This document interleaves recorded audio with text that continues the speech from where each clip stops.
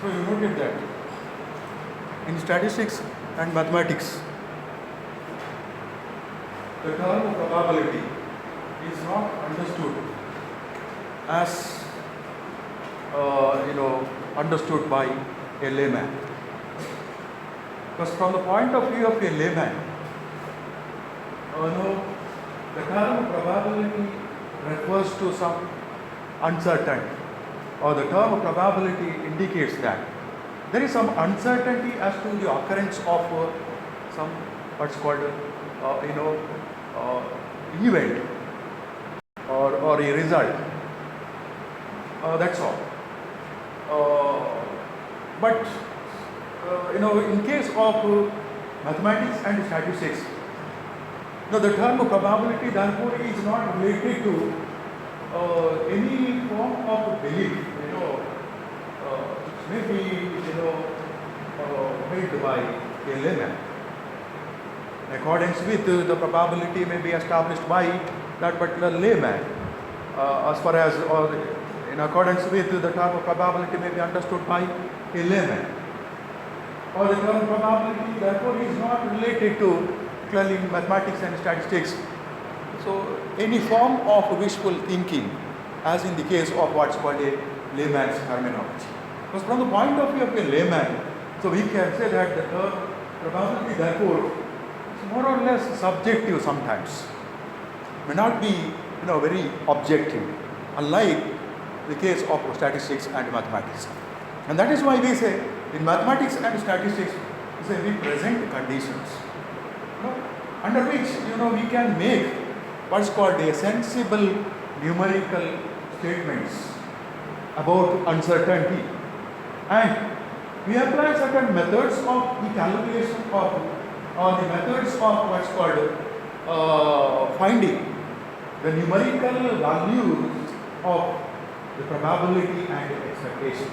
And that's why we say in statistics and mathematics, so unlike a layman's terminology, the term probability is established by definition, and therefore is not related to any what's called the belief or any form of wishful thinking.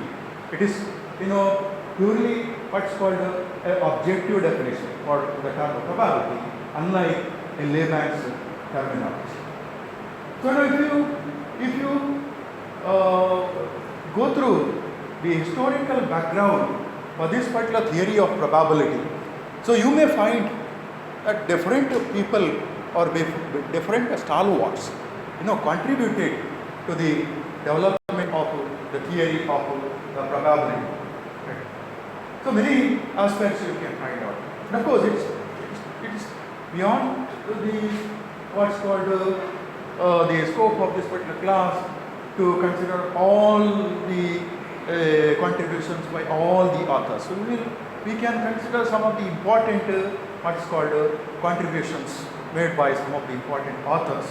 That's all. Right. So during 1501 to 76, right. So 1501 to 76. So there was an author called Jerome Cardon, Jerome Cardon, Cardon, Jerome Cardon.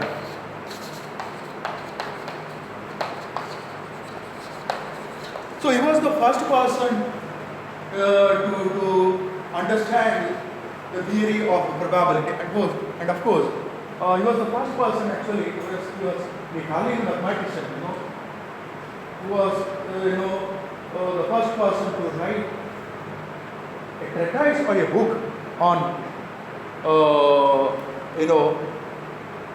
the games of chance related to theory of probability, and of course it was published after his death, that is in the year 1663.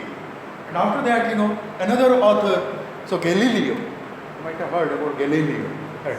So Galileo, so Galileo, and his time, that is 1564 to 1642, and he was also an Italian mathematician, and he was the first person to attempt a quantitative measure for this particular the term, probability, particularly, while dealing with the problems related to theory of dice in gambling. Based upon this theory of dice in gambling, he attempted for the first time to have what's called a quantitative measurement for this particular term of probability. Right. So then, of course, we can say that a very systematic and scientific foundation for this particular theory of probability was, laid down in the mid 17th century, by two French mathematicians, namely Blaise Pascal. This time it is 1623 to 1662, 1623 to 1662, and we have so another author the same time, that is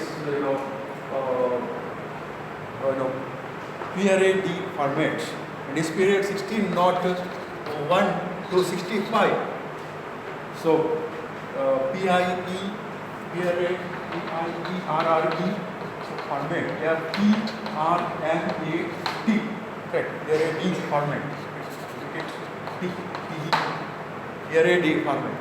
And as far as the pronouncement of or pronunciation of the names of the particularly English authors. So I have to submit that I may be wrong sometimes while pronouncing these names of foreign authors. Right. But as far as spelling is concerned, as much as possible, so we must be accurate, and that is why you have to refer to the textbook. So you have a library, so refer to different. You might have already got syllabus and all that, and that is why. So I did not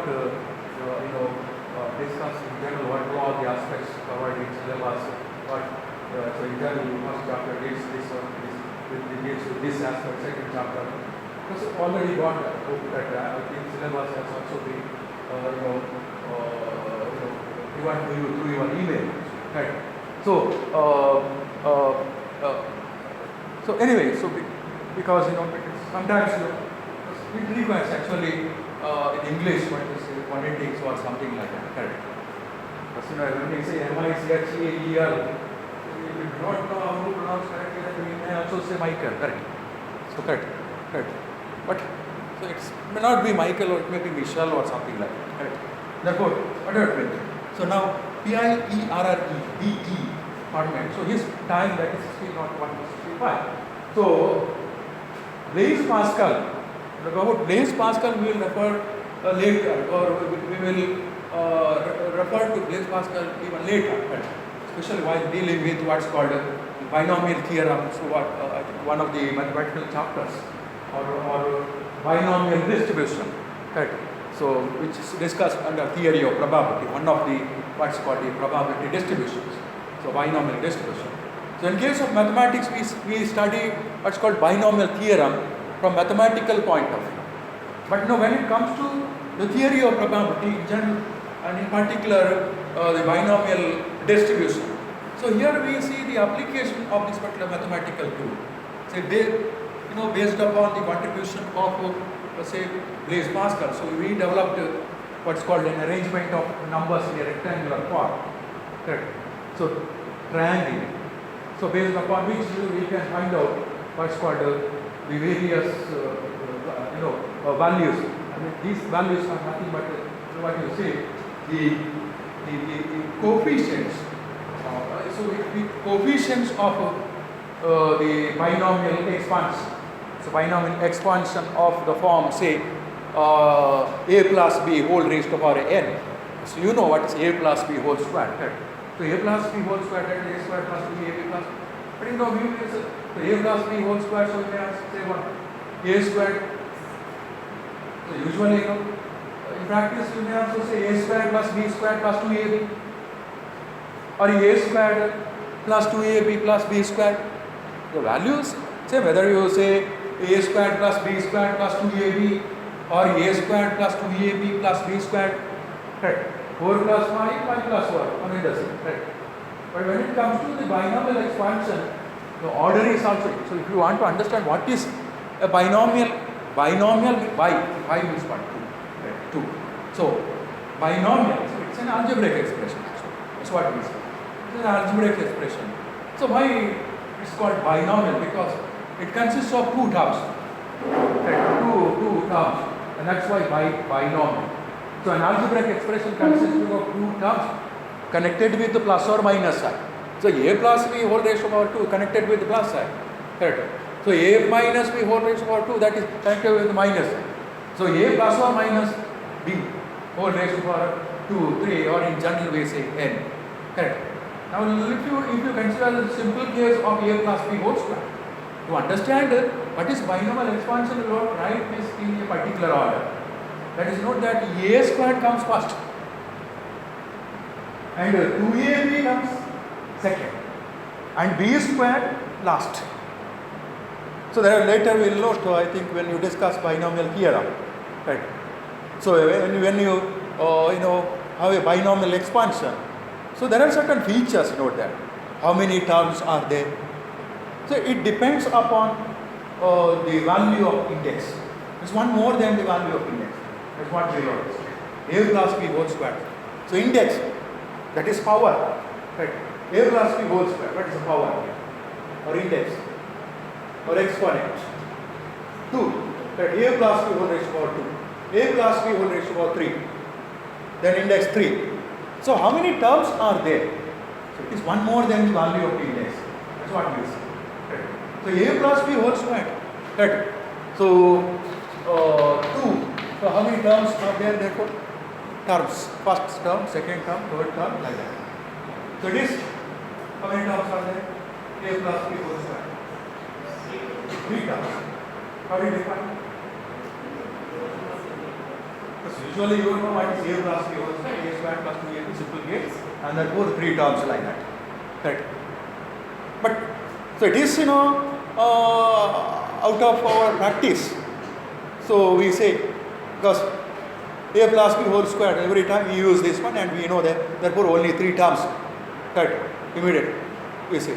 But there is a particular rule. Now let me, if I ask how many terms are there, a plus b whole raised to 100. Right? So then we may find it a little bit difficult to write the entire expansion, unlike a plus b whole square or a plus b whole raised to 3. And therefore, how many terms are there actually? So if a plus b whole raised to 100, therefore, how many terms are there? How many terms are there?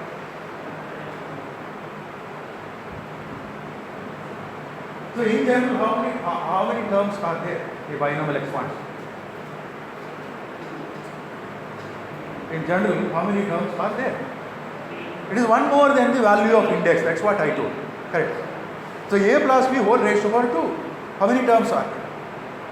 How many terms are there? A plus b whole raised to power 2. How many terms are there? 3. How did you say? One more than value. Now you have to say one more than the value of index. Don't say, so every time you use this simple case, a plus b whole square, a square plus 2ab, only 3 terms. So now you will have to follow the rule, correct? And that is why a plus b whole raised to 100, how many terms? 101. So a plus b whole raised to power 2, how many terms are there? 3. And what are these terms? How many terms you got to say? 3. One more than value, just to understand. What are these terms? Or can you tell me what are these terms? A square.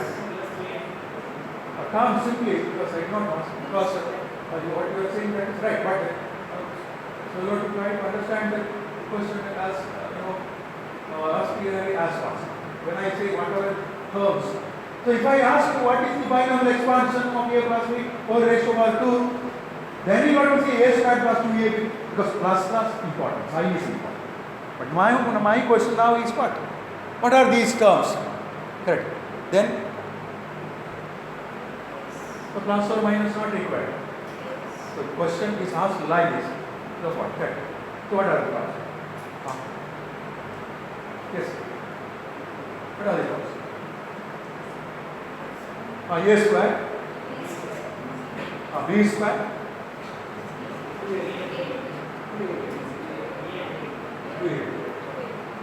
I mean, to do a out of some are saying 2, then A, then B, and some are saying 2AB, some are saying 2B, then 2A.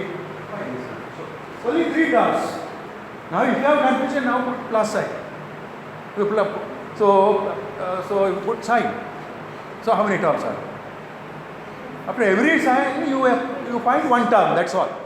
Therefore there is no scope for any confusion. If you say A squared plus 2AB, then you don't say 2 plus A plus B, you say that. Okay, why? So another term, that is 2AB. If 2 multiplied A multiplied B, that's the next term. Or B squared. Or A squared, B squared. So when it comes to binomial expansion, this binomial distribution, when you discuss it for binomial distribution, you must be knowing this one. So Swiss mathematician, his time 1654 to 1705. So he was another stalwart, who contributed to the theory of probability in the form of a binomial distribution. So James Bernoulli and that. And of course his book published in the year 1713, 1712, another stalwart. So what we will study later, binomial distribution. So then you must be knowing what is this binomial expansion and all that. So binomial expansion, that is purely a mathematical aspect, but we apply here when it comes to binomial distribution. Right. So in case of a binomial distribution as a form of probability, so we will consider only certain experiments. When it comes to the theory of probability, we will have to consider all the experiments, any type of experiments. In the sense, when I said all the types of experiments, whether we have only 2 outcomes or 3 outcomes or only 3 outcomes, any experiment in general we will have to consider. But when it comes to the binomial distribution, so we will have to consider only those experiments, resulting in or involving only 2 possible outcomes. Only 2 possible outcomes. Say tossing of a coin. So we say there are only 2 outcomes. Correct. Only 2 outcomes. So more clearly we will once again refer to this. Once again come to this aspect later. That's right. Correct. So only 2 outcomes. So as a term we say these two outcomes are considered to be mutually exclusive, not inclusive. Mutually exclusive. Mutually exclusive in the sense, if one occurs, another cannot occur. The occurrence of one precludes or excludes the occurrence of another outcome in the same experiment. That is very important. And therefore, what you say, mutually exclusive, what's called event. And of course, there are only 2 outcomes. That's what you noted. So diagrammatically speaking, so we may understand that these 2 outcomes may be diagrammatically represented like this. Mutually exclusive. Correct. Means we don't find, diagrammatically speaking, correct, we don't find, so this is one event and if this is another outcome or event, not that we don't find the overlap of one of the events upon another one. In the sense, this is not mutually exclusive. Okay. Just to understand the theory of probability, or particularly while dealing with some of the problems are not referred to textbook. And not to probability, typical problems will be discussed. Here you don't understand the concept. So if you know how to understand probability, say diagrammatically, problem can be solved easily. Right. And therefore note that here some amount of overlap is there. Not mutually exclusive, not completely mutually exclusive. Not completely mutually exclusive. But this is completely mutually exclusive. Correct. Now let me write like this. The amount with which overlapping is found is more here compared to this diagrammatic representation. Correct. So, say we have another case like this. Correct. So note that we find, say, diagrammatically, right. So one circle upon itself. Actually 2 circles are there. But we have drawn the 2 circles together. Correct.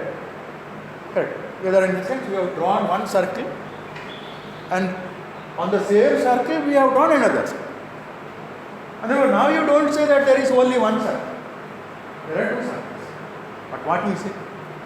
Complete overlap. Now here the events are not mutually exclusive. Even to a lesser degree we don't find what's called the mutually exclusive situation here. Unlike other cases. So mutually exclusive. So I think in the next semester when you study correlation and regression analysis. So we coefficient correlation. So I think you might have also come across this term at your undergraduate level. Coefficient of correlation. So it varies between plus or minus 1. I mean degree. So degree always vary between 0 and 1. Correct. Coming to the nature, that is plus or minus 1, and that is why, so it is coefficient correlation varies between plus or minus 1, that's why.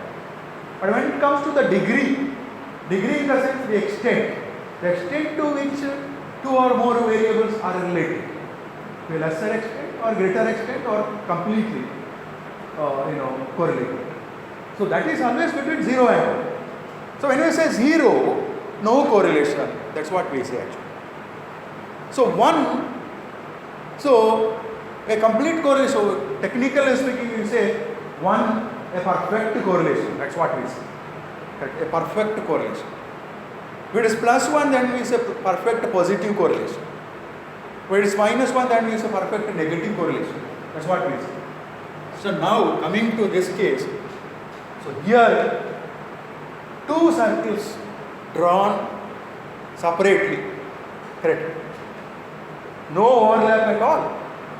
So now note that here, from the point of view of correlation analysis, you don't find any correlation at all here, correct? That's what we see. Here, some amount of correlation is there because little overlap is there. Here, more overlap, more correlation.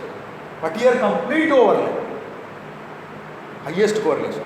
Maybe how much? 100, perfect correlation. That's what diagram is.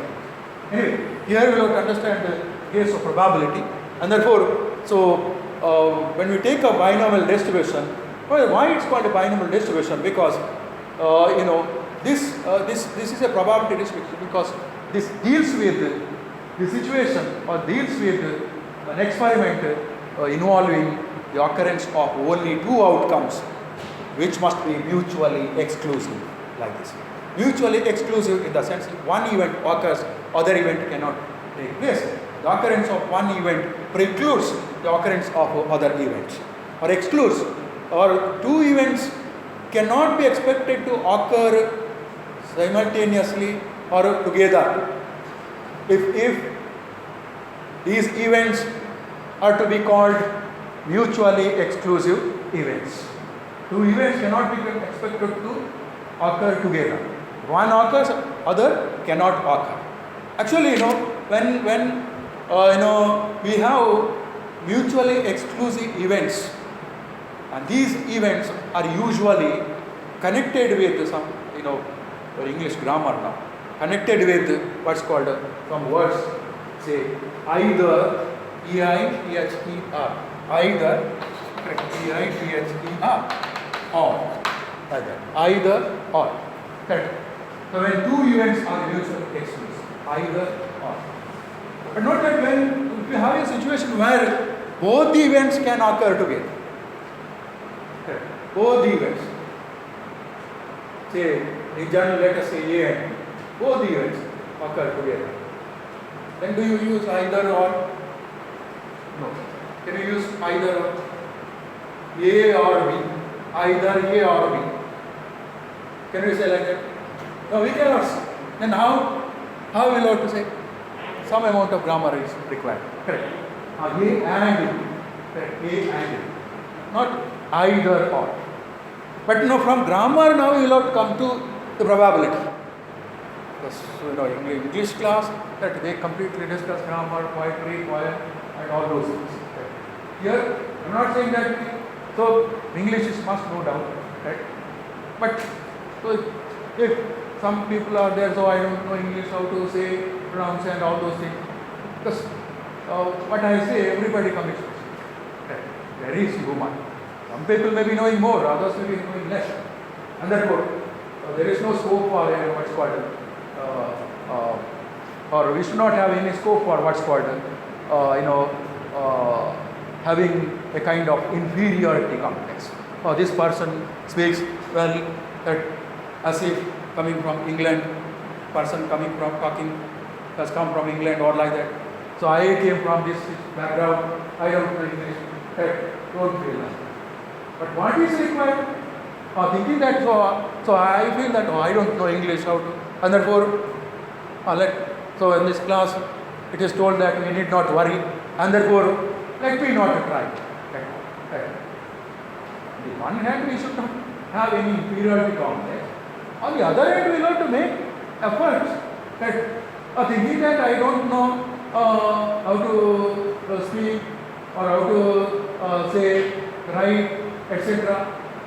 And so, it is human. Nobody is perfect, 100% perfect. I may commit less mistake, but you may commit more mistake. But everybody commits mistake. But what we must do? So we will have to, read, we will have to write, we will have to make efforts to what? To reduce or to minimize this type of error as much as possible. So without effort, so if we say then that's meaningless. So it is up to you. So to read the textbooks, grammar book, newspapers, so both all the newspapers, English papers, have a good dictionary. If at all you find some difficult word, refer to dictionary. Or if you have a mobile phone, you can find the meaning for every term through your mobile. Correct. So therefore,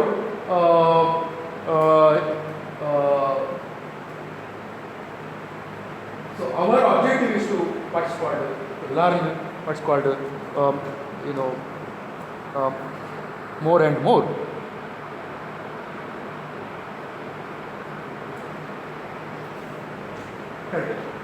So that must be our objective. So what I mean?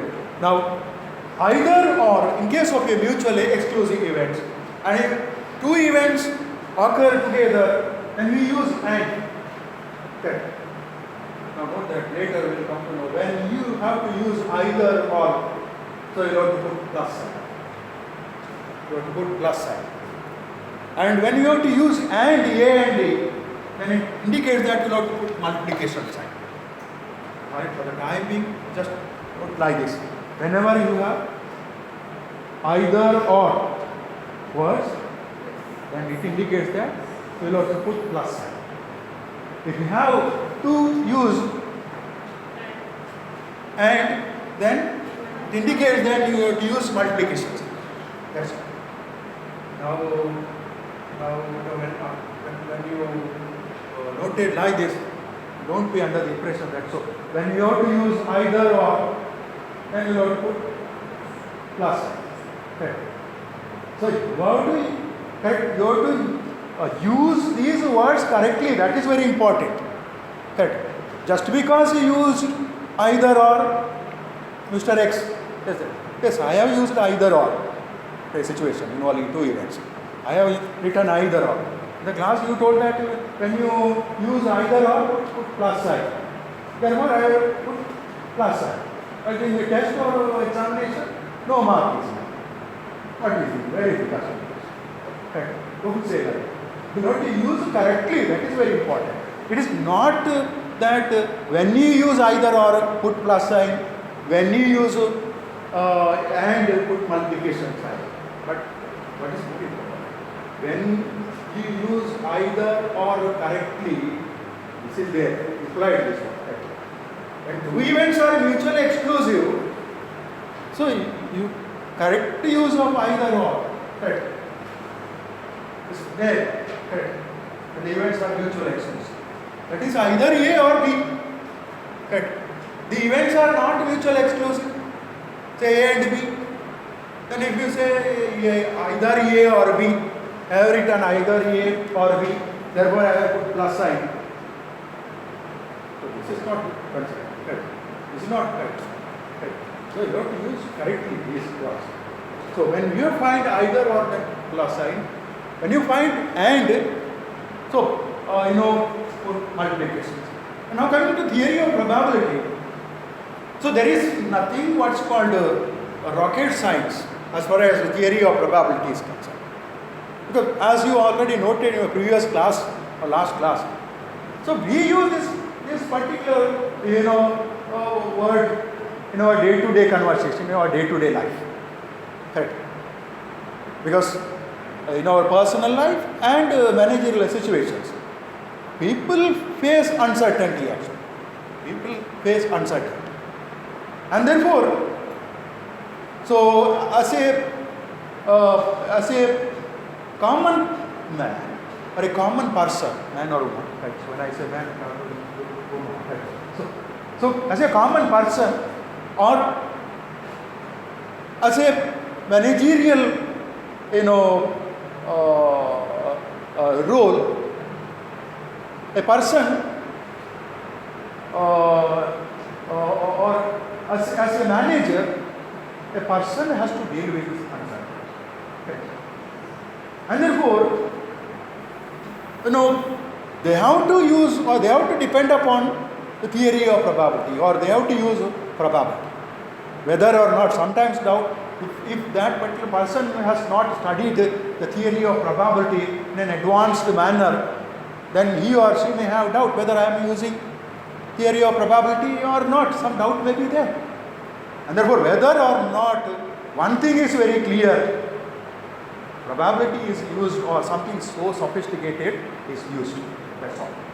And therefore, he says, in our day-to-day life, we face uncertainty. Or while performing our managerial role also, we face uncertainty. Therefore, to deal with this type of uncertainty, if everything were certain, perhaps the need for this theory of probability would not have arisen. Correct? So nothing is certain. Everything is uncertain. Correct? Correct. So, from the point of theory of probability. So whenever we have uncertainty, particularly from the point of view of commerce or business management, correct? So this uncertainty is there. And therefore, to deal with this type of probability, so we have to use probability, whether or not, definitely we have to admit that something so sophisticated is used. And that is why, to quote Levin, he say, we live in a world. Levin and Rubin, so who wrote the textbook, Statistics for Management, good textbooks. To quote Levin, so we live in a world in which we are unable to forecast the future with complete certainty. So our need to cope with this type of uncertainty leads us to the study and use of the theory of probability. In many instances, as concerned citizens, we have, some knowledge about the outcomes of a decision. By, considering this information, correct, systematically, correct. So we will be able to recognize or by considering this, information systematically and organizing this type of information. So we will be able to recognize our assumptions, communicate our reasoning to others, and will be able to make sounder decisions. Then we could using what's called shot in the dark approach. Theory of probability, in fact, the foundation of statistical inference. That's what is, as far as Levin's quote is concerned. According to Levin, we live in a world in which we are unable to forecast the future with complete certainty. Therefore, if at all, if you come across a person who says that I can tell everything with certainty, after 2 days earthquake will occur and then everything will, so at least from the point of statistics and mathematics, these are all not good things. Right.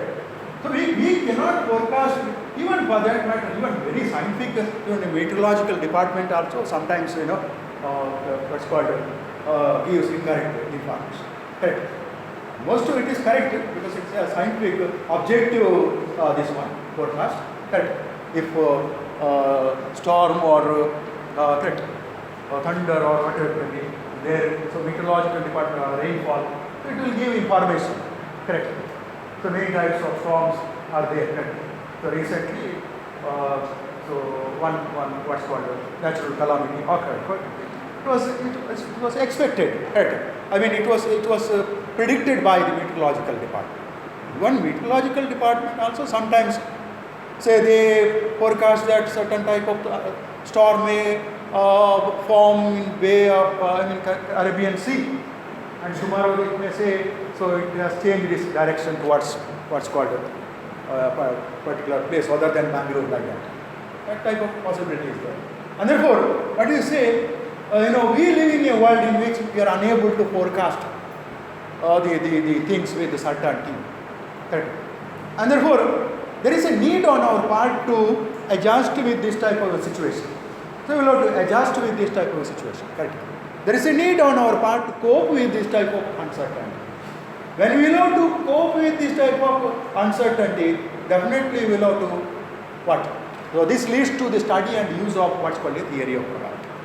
But in many instances, as concerned citizens, we have some knowledge or information about the various possible outcomes of a decision. So we have some knowledge. Of course, we have some knowledge. What may occur, correct? If Britain virus or UK virus appears today, because I think today, the result is to be, is expected. Some samples, the sent government of India will or our health department may announce whether UK virus, symptom is there or not, based upon some advanced test. Correct. So what does it mean? Correct. So in many instances, as concerned citizens, that we have some information. So what we will have to do? By organizing this information and considering it systematically, correct. So we will have to, or we can, or will be able to recognize our assumptions. We start with some assumptions, whatever may be some law. So the simple law of demand in economics, correct. As the price changes, correct. Quantity demanded changes. Simple law of demand, correct. But there are certain assumptions when other things being held constant. That is very important, correct. And therefore, when we consider this type of information systematically, by organizing this information and considering it systematically, we will be able to recognize our assumptions or whatever the assumption made now holds good or does not hold good. We will be able to recognize our assumptions and we will be able to communicate our reasoning to others. And more important, we can make a better decision, a sounder decision. Then we could, using a shot in the dark approach. Right. Shot in the unscientific method. Right. So we can make a better decision. Right. Using theory of probability. And that is why we say this particular theory of probability is considered as the basis for statistical inference. Correct. So when it comes to the binomial distribution, for which we will study in detail later, after having discussed some important terms, some approaches. Right. So we will have to consider only those experiments involving only two outcomes, only two events. Right. It's a tossing of a coin. It's an example for what's called this type of experiment. So experiment means what?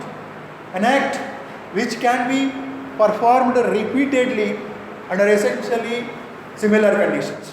That is very important. Under essentially similar conditions. Conditions must remain same. This is a condition. When we toss a coin, we should expect that particular coin to fall back on the earth. After having tossed the coin, going, disappearing. This is not the situation. Right. At a point of time, the gravitation changes immediately. So then, based upon that, we cannot study the theory of probability. What is our expectation? After having tossed a coin, we should expect the coin to fall back on the earth. Correct. And at the same time, we should get one of the outcomes. So usual situation, a head or tail. And that's why you may have a coin wherein you may find both tail and head on the same face. Correct. Tail and head on the same face. This is not considered here to understand this X value. Correct. Line is of current.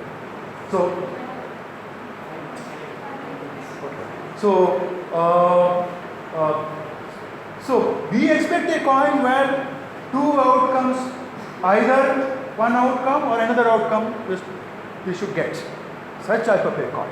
And therefore, either we have to get a head or a tail. Therefore, we don't consider a situation where we don't get either head or tail. After having found the coin on the earth, it does not give the unique result, rather it stands on its edge, rolling like this. Correct. Therefore, neither head nor tail. Correct. So like that. This is not the situation. Either we will get head or tail. Only two of them. Correct. Now coming to your a plus b whole square. So we say a means now. So we use now from the point of a theory of probability. So when you use mathematics, a has its own meaning. Now we don't say a means one of the letters of English alphabet. Don't say that. Yes. Why we say a plus b? Why we use a plus? Does not mean that a plus, you should always use a plus b. You can also use x plus y, no problem. Correct. Or s plus t, you can use. And this is all for our convenience, that's all. We use a, b, correct, convenience. But from the point of theory of probability, so there are two terms, two elements now, a and b. Each has its own meaning. Correct. So when you take up binomial distribution, so we will say occurrence of a particular outcome is considered as a success and non-occurrence is considered as a failure. For lack of better nomenclature, we will use these two terms, success and failure. We will discuss later. So a very systematic and scientific foundation was laid in the mid-17th century by two French mathematicians, Blaise Pascal, time 1623 to 1662, and Pierre de Fermat, time 1601 to 1605. And later, so a Swiss mathematician, as you already noted, James Bernoulli, his time, that is 1654 to 1705. And he wrote a book, and his book published in the year 1713, 1713. Correct. So then Abraham de Moivre, so Abraham D E Moivre, Abraham D Moivre. So his time 1667 to 1754, and his book called Doctrine of Chances was published in the year 1718. And later, another author, so his time, that is 1702 to 61. So Thomas Bayes, he introduced the concept of inverse probability. We will note later what is the inverse probability later. Thomas Bayes, 1702 to 61. So he introduced the concept of inverse probability. These are all some of the important people, not exhaustive, some of the important stalwarts who contributed to the development of the theory of probability. So note that this type of a theory of probability therefore began or started with what's called the games of chance, or this theory of probability had its origin in what's called the games of chance. So involving, say, gambling, or had its origin in, say, tossing up a coin or throwing up a die or drawing cards from a pack of well shuffled cards, and these are all the activities involving a kind of gambling. Correct. And therefore, theory of probability originated in the field of games of chance, involving tossing up a coin or throwing up a die or drawing cards from a pack of well shuffled cards. And therefore, starting from what's called the games of chance originally, today this theory of probability is considered as one of the important tools of the field of statistics. In fact, theory of probability and statistics are so fundamentally related that we cannot understand what is statistics without knowing what is the theory of probability. Because we use this particular theory of probability for the purpose of what's called, say, drawing some conclusions or making some what's called what's called for statistical inferences or drawing some statistical inferences. Because many of the statistical procedures involve conclusions. So you conduct some study, a survey type of study, and get some information and you analyze. And ultimately, so note that usually we collect information from a small part of the entire population. And this is called sampling. The sampling means a process of selecting a representative part of the entire population or the entire group. Why? Why we take a sample? To make judgment or conclusion about the entire population. That is our purpose. Now we can also make the judgment about the entire population based upon the information collected from each and every unit of the population. And this type of study is called a census type of investigation. And that's why statistical investigation can be of two types. One, census type of investigation. For example, once in 10 years, here in India, census is conducted. And people come and gather information from each and every unit of the population. So here population means people actually. But from the point of the theory of probability, when I say population, the group of people, one example for that. And therefore term probability population is much broader than simply the group of people. The group of people, one part of that particular population. Because we're tossing up a point, we have a hypothetical population. So we don't take this one. Right. So anyway, we take a sample for the purpose of understanding what's called the entire population or the purpose of making a judgment about the entire population. This is called statistical inference. And note that therefore many of the statistical procedures involve conclusions, and these conclusions are always affected by a kind of what's called a variation, and these variations are called random variations or sampling errors. Sampling errors like that. So what we say, with the help of the theory of probability, so we can quantify or we can express in numerical terms what these inevitable uncertainties are associated with these statistical conclusions.